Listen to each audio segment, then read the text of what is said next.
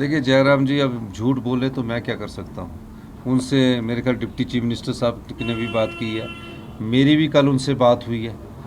उनका जब फ़ोन आया तो मैंने उनको दोबारा फ़ोन किया तो दोबारा उन्होंने फ़ोन पर मेरी बात हुई है।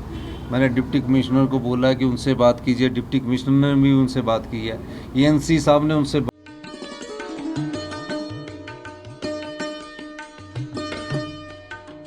प्रदेश सरकार ने बागवानों की लंबे समय से चल रही यूनिवर्सल कार्टन की मांग को पूरा किया है, जिससे सेब को अंतर्राष्ट्रीय मानकों के अनुरूप बेचा जा रहा है। इससे प्रदेश के बागवान व्यापक रूप से लाभान्वित हुए हैं। सेब, आम और नींबू प्रजाति के फलों के समर्थन मूल्य में ₹1.50 की वृद्धि की गई है। इन फलों की अब ₹12 के समर्थन मूल्य पर खरीद की जा रही है। बागवानी बहुल क्षेत्र रोहड़ू में 29 करोड़ 22 लाख रुपए से निर्मित अत्याधुनिक सीए स्टोर बागवानों को समर्पित किया गया है और जिला किन्नौर के टापरी में जियोथर्मल तकनीक से विश्व का पहला सीए स्टोर निर्मित किया जा रहा है। 1292 करोड़ रुपए की HP शिवा परियोजना के तहत बिलासपुर, हमीरपुर, कांगड़ा, मंडी, सोलन और सिरमौर जिलों में फल उत्पादन को बढ़ावा दिया जा रहा है।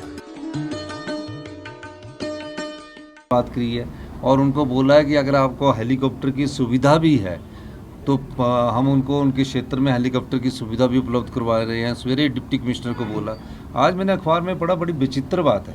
मेरी कल उनसे बात हुई है और पूर्व मुख्यमंत्री हैं, उनके मुंह से अगर ये झूठ बोलना है राजनीतिक रोटियां सेकने के लिए तो वो बोलते रहे, वो उनका कार्य कर्तव्य है। हमारा कर्तव्य और जिम्मेदारी है कि हम उन लोगों को राहत पहुँचाए।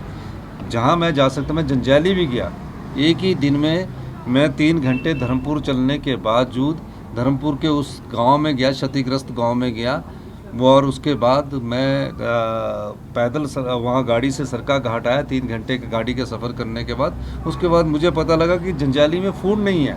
मैंने तुरंत प्रभाव से फूड प्रभाया, पता लगा कि मौसम ख़राब होने वाला है, वहाँ अगर आप 5-7 मिनट में नहीं पहुँचोगे तो खाना नहीं उपलब्ध होगा। तो मैं जंजैली उतर के खाना छोड़ कर आया और वो फिर इस पर, और कम से कम 94 मशीन्स उनके एरिया में अकेले में लगी है, 94 के करीब। लेकिन 94 मशीनें इकट्ठी करने का फ़ायदा नहीं है, पहले पीछे का रोड ठीक हो, उसके आगे का रोड ठीक होगा। जलपूर्ति की योजना ठीक नहीं है। उन्हें मंडी आके प्रेस कॉन्फ्रेंस नहीं करनी चाहिए थी, उन्हें वहाँ लोगों के बीच, सराज विधानसभा क्षेत्र में लोगों के बीच बैठ के लोगों की सेवा करनी चाहिए थी।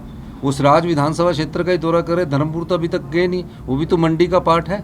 वहाँ हमारे जो लोकल विधायक चंद्रशेखर जी है, वो दिन रात लगे हुए हैं, मुझे उस क्षेत्र में लेके गए और एकदम कार्य कर रहे हैं। पूरे हिमाचल प्रदेश में नुकसान हो रहा है। मुख्यमंत्री का दायित्व और कर्तव्य होता है कि पूरे हिमाचल प्रदेश में जहाँ भी नुकसान हो रहा है वहाँ लोगों की समस्याओं का समाधान करे। अब राजनीति करने के लिए हमारे पास बोलना अभी 2.5 साल का वक्त है, उसमें राजनीति करना, लेकिन इस प्रकार झूठ बोलना अच्छा नहीं लगता।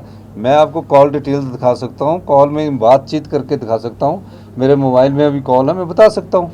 और उनसे पूछिए कि क्या आपकी बात नहीं हुई पिछले कल। अब इस चीज़ को बोलना कि उन्होंने कि मेरा फ़ोन नहीं उठाते, मैं सब फ़ोन डिप्टी कमिश्नर सबसे सवेरे से इन टच हूँ, रात को इन टच हूँ।